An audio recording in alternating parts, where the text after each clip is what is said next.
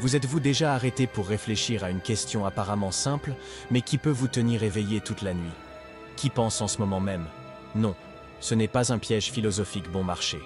C'est littéralement la question la plus fondamentale de votre existence.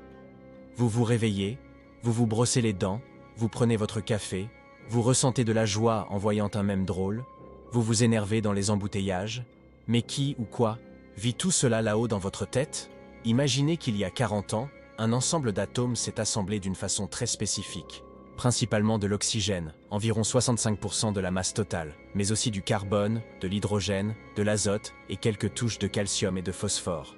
Ces éléments se combinent dans l'univers tout le temps, il n'y a rien de spécial là-dedans. Mais ce qui est bizarre, c'est qu'un jour, cette combinaison spécifique d'atomes s'est réveillée et a dit « Salut, je suis un tel ». C'est arrivé à vous, à moi, à tout le monde que vous connaissez. Quand on y réfléchit, c'est absolument étrange qu'un tas de pierres, d'air, d'eau et de produits chimiques ait un sens de l'identité, non? Et c'est ici que nous commençons à entrer dans l'un des plus grands mystères de la science, la conscience. Pendant des siècles, nous avons essayé de faire rentrer cette fameuse expérience subjective dans les petites boîtes de la science, de la philosophie et de la spiritualité, avec des résultats, disons, intrigants. La conscience ne serait-elle qu'un sous-produit du fonctionnement du cerveau? Ou quelque chose qui va au-delà de la matière? Pourquoi savez-vous que vous êtes vivant, alors qu'une pierre n'a pas la moindre idée qu'elle existe? Commençons par les bases. Un philosophe appelé Ned Block a créé une définition qui sert de point de départ à toute discussion sur la conscience. Selon lui, nous avons deux dynamiques mentales complètement différentes, mais qui sont intimement liées à notre vie intérieure. La première, il l'appelle conscience d'accès, et la seconde, conscience phénoménologique. La conscience d'accès, c'est celle que vous utilisez quand vous marchez dans la rue et que soudain vous voyez quelqu'un de connu qui vous fait signe. Il existe un processus automatique, vous percevez, reconnaissez, identifiez et réagissez. C'est comme si votre esprit était un système d'exploitation traitant les informations et prenant des décisions basées sur ce qui arrive par vos sens ou par vos propres pensées. C'est opérationnel, presque automatique, et nous arrivons à mesurer cela relativement bien. La conscience phénoménologique, elle, est complètement différente. Vous savez, quand vous êtes allongé sur le canapé, vous fermez les yeux et vous ressentez simplement cette chose que les gens appellent être en contact avec soi-même. Pas besoin d'expliquer ce que c'est. Si vous doutez de savoir ou ne pas savoir, fermez juste les yeux pendant 3 secondes et vous aurez la certitude absolue que vous savez. C'est cette sensation de vie intérieure, d'être vous-même, une signature unique qui définit ce que c'est d'être vous spécifiquement. Et voici le truc. Cette seconde conscience a une caractéristique dingue. Elle définit ce que c'est d'être quelque chose. L'expérience d'être vous est une expérience que vous seul connaissez. De même que l'expérience d'être n'importe quelle autre personne, seule cette personne la connaîtra. C'est quelque chose de complètement intransférable, impossible à partager pleinement avec un autre être humain. Cette différence est cruciale, parce que la première conscience, celle d'accès, se superpose à l'idée d'attention et, par conséquent, à des processus que nous pouvons mesurer. Par exemple, vous pouvez identifier des personnes qui ont systématiquement des difficultés à maintenir cet accès fluide, c'est la vraie définition du déficit d'attention. Pas ces définitions simplifiées des manuels médicaux, mais la difficulté à maintenir l'accès à la conscience des informations qui arrivent du monde extérieur ou de ses propres pensées. Et nous avons ici une subdivision intéressante. Vous avez l'attention pour le monde extérieur et l'attention pour vos propres pensées. Certaines personnes sont super perceptives pour le monde externe, mais nulles en autoconscience, pour évaluer leurs propres pensées et faire des réflexions sur elles-mêmes. D'autres sont l'inverse, super autoconscientes, mais un peu déconnectées de ce qui se passe autour. Cette dichotomie dans le domaine de la conscience d'accès détermine l'une des principales caractéristiques de personnalité qui existent. La personne qui a une conscience tournée vers le monde extérieur est généralement extravertie. Pourquoi ? Parce qu'elle est orientée vers l'extérieur. Faites attention à ce qui se passe autour et agit en fonction de cela. Quand elle converse avec quelqu'un, elle est attentive à ce que la personne dit, s'engage, s'amuse quand c'est amusant, devient triste quand c'est triste. Cela crée des expériences sociales puissantes. De l'autre côté, la personne avec une haute autoconscience est généralement introvertie. La définition même de l'introversion, c'est être immergé dans ses propres pensées. Et curieusement, les personnes extraverties tendent à converger dans les façons de penser. Elles aiment additionner, améliorer quelque chose qui existe déjà. Les introspectives, elles, agissent généralement à partir de ce qui surgit en premier dans leur cerveau. Elles sont plus propositionnelles, plus innovantes. C'est pourquoi presque tous les grands penseurs de l'histoire étaient introvertis, mais ont curieusement tiré des mouvements sociaux monumentaux sans avoir aucune habileté naturelle pour cela. C'est que leur truc, c'est le dedans, pas le dehors. Mais revenons à la question centrale. Si nous pouvons expliquer la conscience d'accès par les organes des sens traitant les informations, ou entre la conscience proprement dite? Si j'accède aux informations par les yeux, les oreilles, le toucher, ou par une activité électrique spécifique dans le cerveau qui génère des représentations mentales, où est la conscience là-dedans? Apparemment, je n'en ai pas besoin. La machine fonctionne toute seule. C'est le problème que David Chalmers, un philosophe australien très célèbre, a appelé « Dieu dans la machine ». La conscience peut être vue comme si c'était Dieu dans une machine. La machine fonctionne indépendamment de l'existence ou de la présence de Dieu. D'après ce que nous comprenons des machines, elles fonctionnent parce que leurs rouages internes sont articulés de façon suffisante pour fonctionner, du moment qu'elles ont de l'énergie. Donc, techniquement, vous n'avez pas besoin de conscience.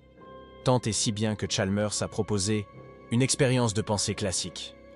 Imaginez un monde où existent des êtres exactement comme nous, sauf qu'ils n'ont pas de conscience. Ce sont les zombies philosophiques. Ils parlent, rient, pleurent, argumentent, se comportent exactement comme des êtres conscients, mais à l'intérieur, rien, aucune expérience subjective. Vous pourriez être en train de converser avec une personne maintenant même et elle pourrait n'avoir aucune conscience. Comment le sauriez-vous? Cela signifie que, du point de vue de Chalmers, la conscience ne se réduit pas seulement à la machinerie cérébrale, parce que vous pouvez avoir la machinerie et ne pas avoir la conscience. Thomas Nagel a poussé cette idée encore plus loin dans un article classique de 1974 intitulé « Comment c'est d'être une chauve-souris ». Il ne parle pas de sonar ou d'habitude nocturne, il parle de l'expérience subjective. Que se passe-t-il vraiment à l'intérieur d'une chauve-souris quand elle utilise le sonar? Comment serait l'expérience de dormir la tête en bas, de voir à travers le son? La réponse est évidente et terrifiante à la fois. Peu importe combien nous étudions, nous ne le saurons jamais. Il est impossible d'imaginer comment ce serait d'avoir ces capacités parce que l'expérience n'existe pas comme prévision. Elle n'existe que quand elle est vécue à la première personne. Il y a des choses qu'il faut d'abord avoir pour pouvoir ensuite savoir comment c'est. Ça ne sert à rien d'essayer d'imaginer. Il y a une autre expérience de pensée fantastique, la coloriste aveugle. Imaginez Anna, une femme qui connaît absolument tout sur les couleurs, fréquences d'ondes, propriétés optiques, comment le cerveau traite les couleurs, les interactions neurales, tout. C'est un génie absolu dans le domaine. Il y a juste un détail. Elle n'a jamais vu une couleur, parce qu'elle était née aveugle. Mais elle peint des œuvres d'art magnifiques et précises en utilisant des moules et des textures. Un jour, Anna fait une chirurgie révolutionnaire et commence à voir. La question est, quand elle voit le rouge pour la première fois, quelque chose de surprenant se passe-t-il, ou le rouge est-il exactement comme elle imaginait qu'il serait? Tout le monde a l'intuition que quelque chose de nouveau et d'impactant se passe. Cela signifie que l'expérience du rouge ne se réduit pas aux propriétés physiques du rouge. Il existe quelque chose en plus, quelque chose qui ne peut qu'être vécu. Ces exemples montrent que la question fondamentale de l'expérience consciente ne se réduit pas aux aspects matériels. La dichotomie classique entre matière et esprit, entre physique et mental, n'est peut-être pas aussi absurde que le matérialisme pragmatique de notre époque le suggère. Non pas qu'elle soit nécessairement correcte, mais elle n'est pas si ridicule quand vous regardez les limitations de l'approche purement matérialiste. Il est facile de dire que la conscience émane du cerveau. Félicitations, tout le monde est d'accord. Mais comment? Comment émane-t-elle comme expérience? Jusqu'à présent, ces exemples montrent que ce n'est clair pour personne. Quant à vous comprenez toutes les propriétés physiques de quelque chose. Vous ne comprenez toujours pas exactement comment émane l'expérience subjective. La science aborde le problème de la conscience toujours dans une perspective de séparation entre celui qui étudie et ce qui est étudié. Cela s'appelle la séparation épistémologique entre sujet et objet. Vous avez des personnes comme objets expérimentaux, vous les mettez dans une machine d'IRM, vous faites de l'électroencéphalographie, et vous cherchez quelque chose chez cette personne qui va s'appliquer à vous et à d'autres personnes. Mais vous regardez toujours cette personne comme un être extrinsèque, comme un objet d'étude. Mais peut-être existe-t-il des aspects de la conscience spécifiquement cette facette phénoménologique qui ne soigne pas réductible à cette séparation entre observateur et observé. Peut-être n'émerge-t-elle qu'à partir de l'expérience directe, à la première personne. Daniel Dennett, qui est mort récemment et était un type fantastique, avait une approche différente. Il disait que le problème de la conscience phénoménologique est un faux problème. Cette conscience surgirait selon que vous accédez à vos propres pensées, qui ne sont que de simples computations, à travers un point de vue analytique. Quand vous vous accédez à vous-même, se crée quelque chose comme un jeu de miroir. Quand vous mettez un miroir face à l'autre, on dirait qu'il y a des images infinies qui se multiplient, mais c'est une illusion. Comme quand vous dessinez un cube sur une page et il semble sortir en 3D, ou ces figures qui tantôt semblent un calice, tantôt deux visages qui s'embrassent. Dennett utilisait l'image de la magie. C'est comme si votre cerveau était le magicien, qui s'assoit dans son propre public et est trompé par son propre tour. Selon cette vision, la conscience phénoménologique n'existe pas de la façon dont nous pensons. Elle surgit comme un tour de l'esprit, une illusion générée par les propres processus cérébraux. Comme quand vous assistez à un spectacle de magie et jurez avoir vu quelque chose d'impossible, mais ce n'était que de la manipulation habile. Une façon de comprendre cela, c'est de penser que nous avons une hiérarchie de façons de penser, et il existe un niveau qui surveille ce qui se passe dans les propres éléments internes, tension respiratoire, battement cardiaque, tension musculaire, réflexes, mémoires accumulées des dernières émotions, conditionnement profond. La conscience serait comme un miroir qui réfléchit ce qui se passe dans le corps, et l'esprit serait un narrateur malin essayant d'organiser tout ce bazar. Beaucoup appellent cela l'interprétation somatique. Le cerveau crée du sens à partir des marqueurs corporels. Parfois ce sens est plus sensoriel que rationnel. Peut-être que tout ce que nous appelons « moi » n'est que ce jeu de miroir, une réflexion se surveillant elle-même, comme un tour de montage mental où le cerveau observe son propre fonctionnement et crée l'illusion d'une identité solide. Il n'y aurait pas de pilote aux commandes, juste une séquence complexe de processus cognitifs qui communiquent. Ça peut paraître effrayant au premier abord, mais c'est aussi libérateur. Peut-être l'esprit est-il plus artiste qu'ingénieur. Et nous arrivons ici à une question fascinante sur où exactement la conscience entre dans l'équation. Serait-elle apparue avec un cerveau humain pleinement développé, avec des cerveaux animaux, une plante, une seule bactérie, ou, si la matière peut être consciente, un seul atome le serait-il aussi? Dans des recherches avec des spécialistes du comportement animal, 92% croient que les primates non humains sont conscients, mais seulement 73% étendent cela à d'autres mammifères. Pour les poulpes, ça chute à 64%, les oiseaux 61%, et pour les insectes, seulement 51% des chercheurs croient qu'ils aiment quelque sens d'eux-mêmes. Nos instincts sur la conscience deviennent de plus en plus vacillants à mesure que nous nous éloignons d'être similaires à nous. Même si nous avançons avec des machines, des neuroimages et des théories complexes, il y a quelque chose qui échappe toujours, le sentir, ce que personne ne peut accéder pour vous.